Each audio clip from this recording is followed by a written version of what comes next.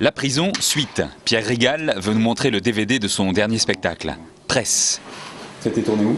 À Londres, au Gate Theatre, qui est un théâtre connu pour le théâtre, et qui pour la première fois a invité un chorégraphe à participer à la programmation.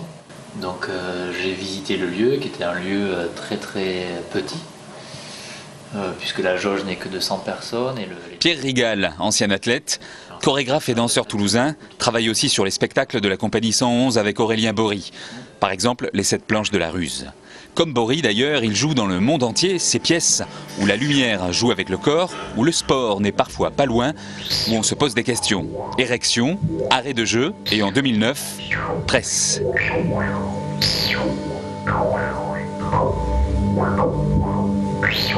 Presse, c'est un mot anglais.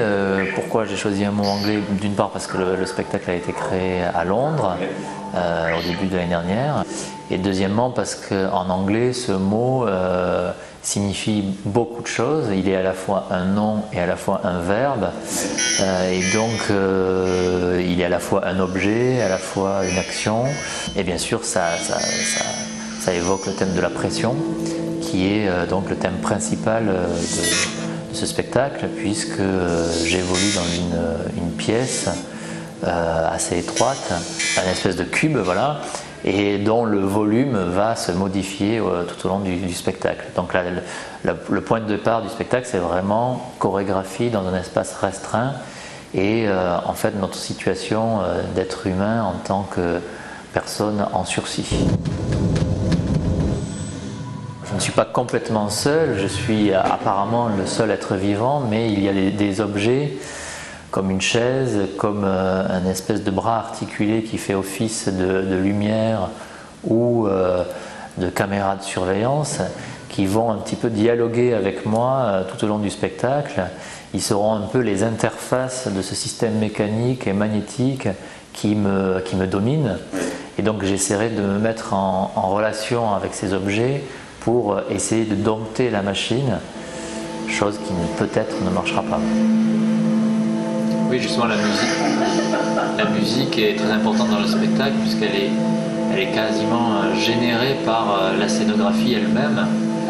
Les bruits?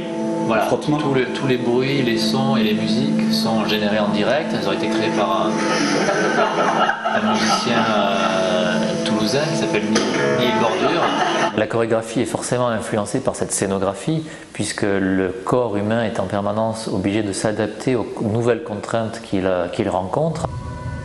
Le corps cherche des solutions pour continuer à faire bonne figure.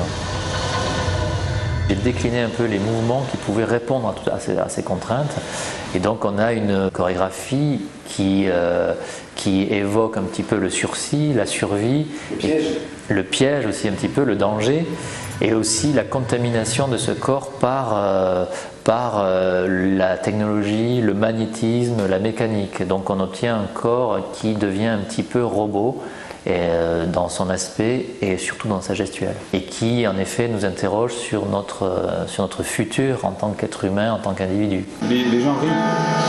Les gens rient, surtout en Angleterre. Ça, c'est l'humour noir anglais. En France, les spectateurs sont beaucoup plus sérieux.